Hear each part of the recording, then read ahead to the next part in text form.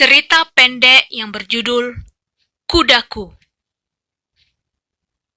Ini cerita bukan tentang kuda, tapi cerita tentang kucingku yang kuberi nama Kuda.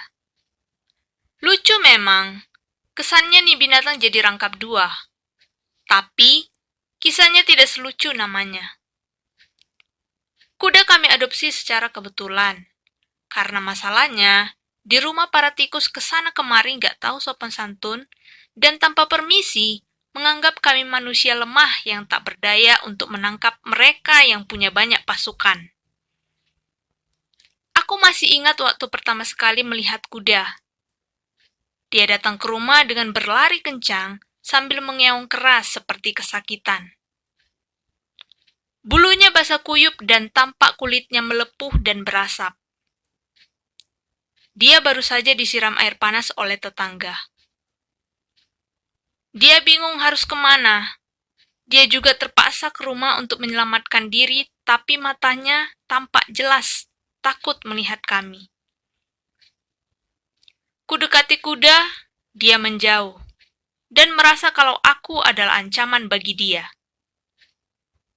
Aku pernah baca sebuah buku tentang hewan, di mana mereka paham dan peka terhadap energi kita manusia.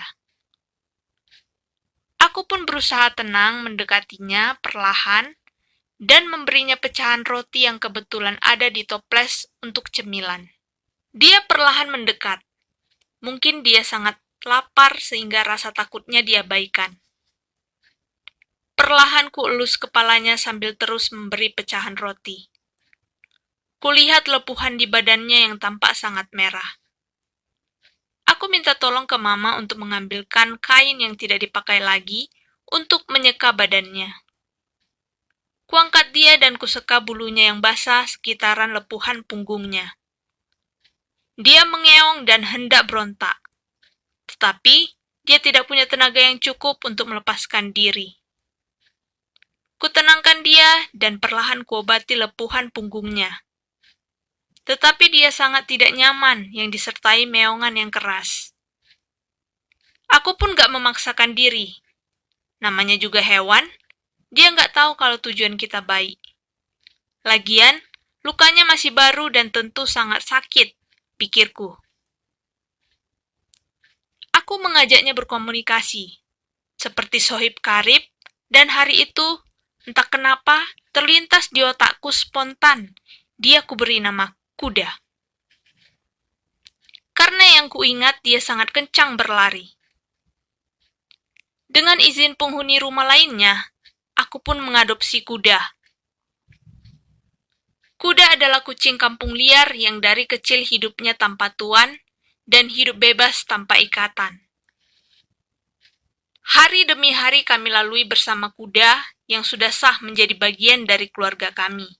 Dan percayalah, para pasukan tikus yang selama ini menguasai rumah kami, dengan sombongnya mondar-mandir di depan kami, satu pun gak berani muncul, bahkan kumisnya yang panjang pun tidak pernah kelihatan semenjak hari pertama kuda kami adopsi.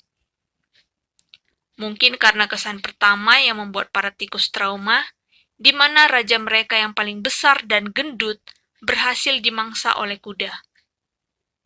Kuda gak memakannya. Dia hanya mematikan tikus saja, dan bangkainya ditunjukkan ke hadapan kami di mulutnya. Artinya, tugasnya selesai dan kami harus melanjutkan dengan membuangnya. Kuda tampak senang berada di rumah bersama kami. Tetapi, namanya kucing liar yang terbiasa di luar, kuda kami bebaskan keluar masuk rumah. Hari-hari berlalu dengan indah bersama kuda. Kuda juga udah beranak pinak di rumah. Namun, karena ini musim corona, anak-anak nakal pada gabut di rumah, tanpa hiburan. Mulailah kehidupan kuda terusik. Awalnya mereka menyeram kuda dengan Fanta. Aku lihat kuda dipanggil mereka, aku berpikir ya udahlah, mungkin kuda mau dikasih makan. Namun, beberapa detik kemudian, kuda berlari kencang ke rumah. Dan kulihat badannya basah dan merah bekas siraman Fanta yang diminum anak tetangga. Spontan aku pun marah kepada mereka. Namun, namanya anak di musim corona, pada nggak tahu tata krama. Mereka hanya menertawaiku saja. Aku pun diam dan melap badan kuda. Hari berikutnya, saat kuda dan kucing lain, anak kuda yang sudah besar kuberi makan, aku terkejut. Mulut kuda penuh darah segar dan menetes di lantai. Aku pun panik. Karena kuda lapar, dia berusaha makan sebisanya. Setelah makan, kuda kutidurkan di pangkuanku. Sambil kulap pakai tisu bibirnya yang tak henti meneteskan darah, karena waktu itu sudah malam, aku tidak bisa beli obat karena rumah jauh dari apotik. Dan karena kami tinggal di desa, dokter hewan gak ada. Jadi malam itu, kuda tidur di pangkuanku dengan kuberi alas tisu di daerah bibirnya. Awalnya kuda risih, namun lama-lama kuda akhirnya tertidur pulas di pangkuanku. Setidaknya mengurangi rasa sakitnya. Besoknya, aku langsung ke apotik. Syukurnya, ada obat oles manusia yang bisa dan aman dioleskan ke hewan dengan dosis tertentu. Walaupun harganya mahal, aku mengusahakan membelinya.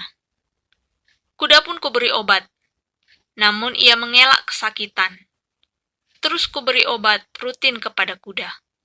Dan akhirnya kuda pun sembuh. Tidak hanya itu saja, hari-hari berikutnya, mereka mencukur bulu kuda dan kucing lain hingga nampak jelek, dan bahkan kumis mereka pun digunting. Aku tahu itu ulah mereka, tapi aku nggak punya bukti yang cukup. Bayangkan saja anak sekompleks melawan satu manusia pecinta hewan. Aku tampak bodoh di mata mereka, karena mereka merasa nggak ada faedahnya merawat kucing. Tunggu dulu, mengapa aku katakan aku saja? Iya, karena anggota keluargaku yang lain juga nggak terlalu suka. Mereka hanya merawat kuda dan yang lain hanya karena tikus. Supaya tikus gak ada di rumah. Hari terus berlalu. Hingga suatu hari, ayah tetangga kami komplain kalau kuda dan kucing lainnya pup sembarangan di halaman rumah mereka. Aku pun menerima komplain itu dan berusaha bertanggung jawab dengan bersedia mengangkat pup kucing tiap hari. Namun, sedihnya, begitu pup kucingku angkat, ada suara tawaan mereka di balik jendela. Mereka puas menyaksikan aku seperti itu. Aku berusaha tidak terpancing emosi. Hari berikutnya, walaupun pup kucingku angkat, untungnya aku melihat tingkah mereka yang ingin menangkap dan mengurung kucingku. Akhirnya aku putuskan untuk membuat kandang di belakang rumah. Dengan terpaksa, kucingku kukandangi yang seharusnya mereka bebas keluar masuk rumah. Tentu mereka nggak nyaman. Tetapi daripada mati konyol di tangan anak-anak itu, aku pun terpaksa mengurung mereka. Tetapi kuda dan kucing besar lainnya kurasa bisa menyelamatkan diri. Sehingga mereka kubebaskan. Karena tujuan mereka hanya untuk kucing kecil. Tapi ternyata, karena kucing kecil nggak kukeluarkan, membuat tujuan mereka beralih ke kucing besar yang bebas termasuk kuda. Bulu kuda dan yang lain dicukur. Aku pasrah, karena walaupun demikian kuda nggak suka dikandangi. Suatu hari, kuda tampak kurus. Tiap hari kuda diare berat. Setelah kuselidiki, ternyata kuda mengidap panleukopenia.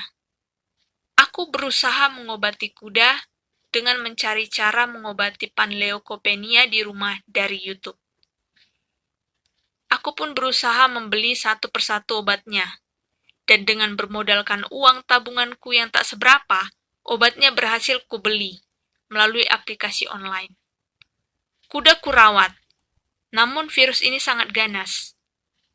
Kuda sempat kritis, hingga dia berjalan dengan sempoyongan. Tetapi aku terus berusaha memberi air dan makanan halus melalui spet. Aku nangis tengah malam dengan kuda yang kutidurkan di pangkuanku dengan kondisi kritis. Aku pun berdoa malam itu, dan syukurnya keesokan hari kuda kembali pulih. Makannya lahap dan jalannya lurus tidak sempoyongan lagi. Hari demi hari kuda makin sehat. Namun di hari berikutnya kuda tiba-tiba drop lagi. Dan makin parah. Aku pun pasrah. Sedihnya, ketika dia berjemur di halaman rumah, anak nakal itu tega-teganya memijak perutnya. Untungnya mama melihat dan menasehati anak itu. Di hari terakhir kuda, seharian dia tidak tampak, dan sampai malam pun ia nggak pulang ke rumah. Sampai 2 hari kemudian, anak-anak nakal kompleks memberitahu kalau kuda mati. Aku pun berusaha tegar. Aku nggak tahu cara kuda mati dengan damai atau mereka ikut campur dalam mempercepat kematian kuda. Yang kulihat mereka tersenyum puas. Tapi yang perlu kalian tahu, kuda masuk dalam mimpiku malam itu. Dia mendekat dengan keadaan sangat sehat. Aku pun tenang. Ya walaupun aku tahu hewan tidak punya roh, bukan berarti aku pribadi sebagai manusia semena-mena terhadap mereka. Kan intinya kita sama-sama ciptaan. Hanya saja manusia diberi roh oleh Yang Maha Kuasa. Aku hanya ingin berpesan kepada orang-orang yang tidak suka hewan. Aku menghargai kalian. Kucing mencuri ikan, pup sembarangan, berbuat salah atau kalian merasa risih terhadap hewan termasuk kucing, aku sama sekali nggak marah kalian mengusirnya. Tapi yang jadi masalah, ketika hewan diusik hidupnya dan bahkan diperlakukan dengan kejam, itu yang nggak bisa kutolerir. Aku nggak punya bukti yang kuat. Tapi andai Tuhan kasih kesempatan membuktikannya, aku berani untuk mengungkapkannya. Karena hewan juga perlu mendapat kehidupan yang baik. Sekian,